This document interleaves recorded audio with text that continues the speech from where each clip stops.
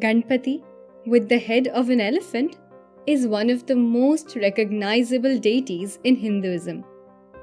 According to Sri Ganesh Puran, this is the story of his birth and how he got the head of an elephant. Devi Parvati had two companions, Jaya and Vijaya. Both were very knowledgeable and wise, and Devi Parvati respected their opinions. One day they told Parvati ji, "My dear, Mahadev has so many followers who are ready to do anything for him.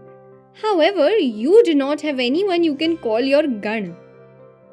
This remark from her friends surprised Devi Parvati, and she said, "What are you saying? We have so many Gan who are always ready to follow our command. Why do I need another Gan?" Her friends replied, "All these Gans follow Mahadev.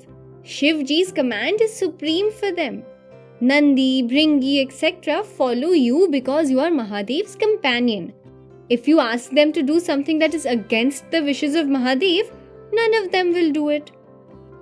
Devi Parvati did not give much thought to this conversation and forgot about it in due course. One day, Devi Parvati was preparing to take a bath and she ordered Nandi to make sure nobody was allowed to enter her private chamber. Nandi stood at the gate following the command of Mata Parvati. At that point, Bhagwan Shankar arrived there and wanted to go inside. Nandishwar tried to stop him and said, "Bhagwan, Mata is taking a bath right now.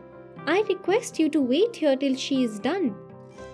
Mahadev ignored Nandi and went inside.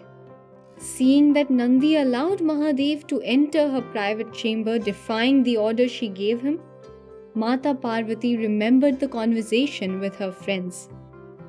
She understood that all these Gan were loyal to Shivji and his command was supreme to them.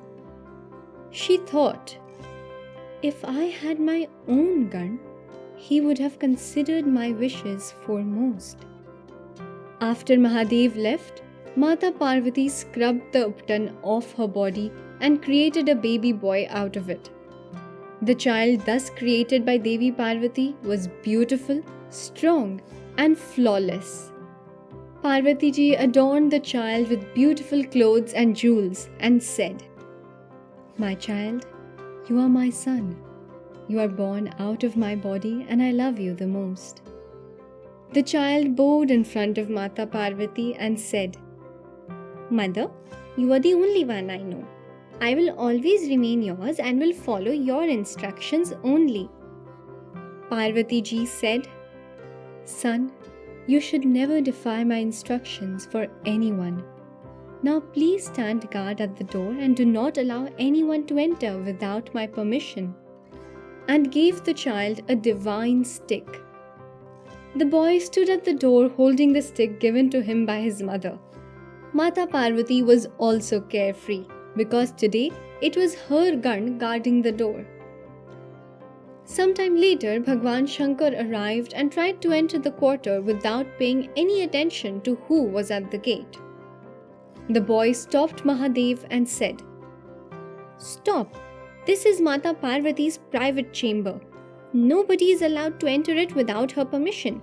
Why are you forcing your way in?" Bhagwan Chandrasekhar noticed the boy and said, "Idiot! Who are you? Do you even know who you are trying to stop? Get out of my way and let me in." The boy replied, "Mother is taking a bath right now. Once she is done and ready to see anyone, then only I can take her permission to allow you inside. Till then you can either wait here or come back later." Trilochan Bhagwan did not like this and said, "Don't you know I am Parvati's husband? I am Shiv. You get out of my way and let me go." Ganpati stood in front of him and said, "I do not care who you are. Until I get permission from Mother, you cannot be allowed to go inside." Mahadev suppressed his anger and thought, "I wonder who this boy is. Who has dared to stop my way?"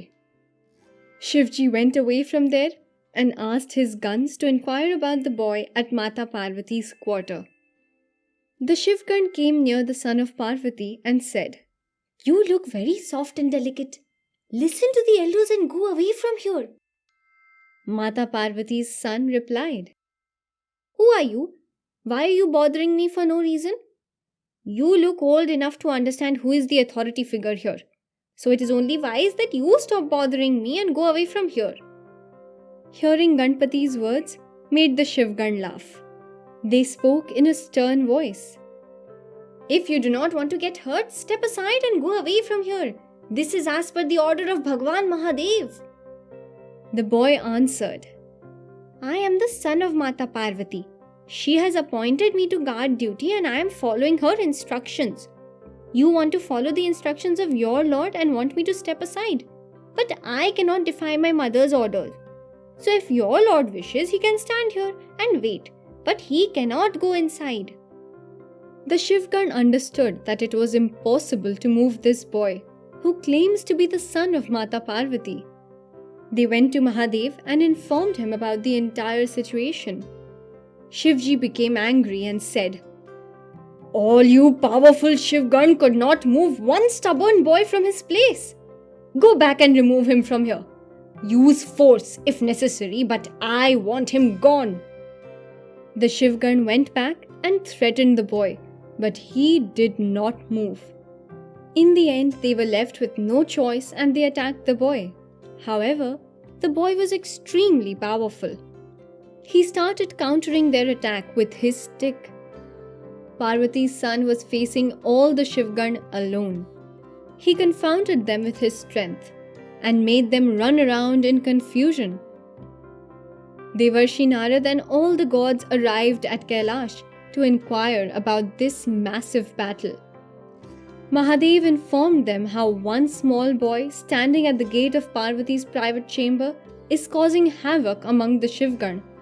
Shivji ordered all the gods to move the boy.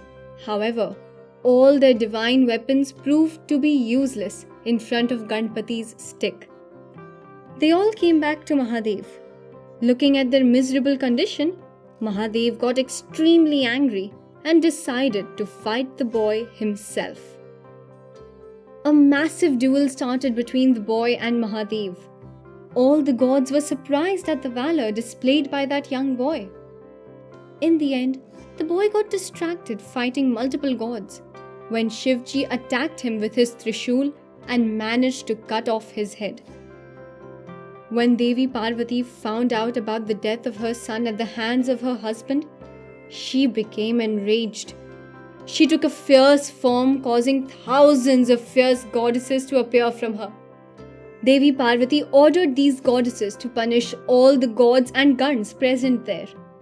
All these goddesses started devouring the Gans and gods present there, causing havoc among them. They all started praying to Mata Parvati to stop this carnage. They sent Devarshi Narad to talk to Devi Adishakti and pacify her.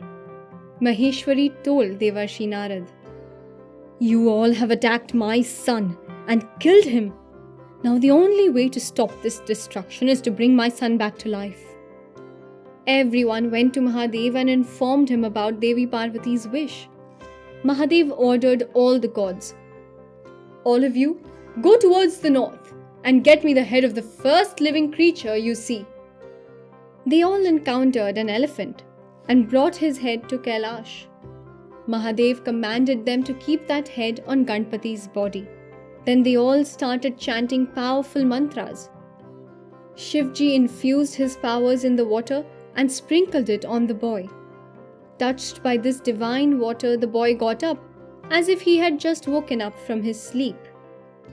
Devi Parvati got pacified as soon as she heard the news about Ganpati's revival. She came running and hugged the boy. All the gods blessed the boy with various boons, and Mahadev appointed him the head of all his Gans. It was the 4th day of Shukla Paksh of Bhadrapad month. Every year this day is celebrated as the birth anniversary of Ganesh.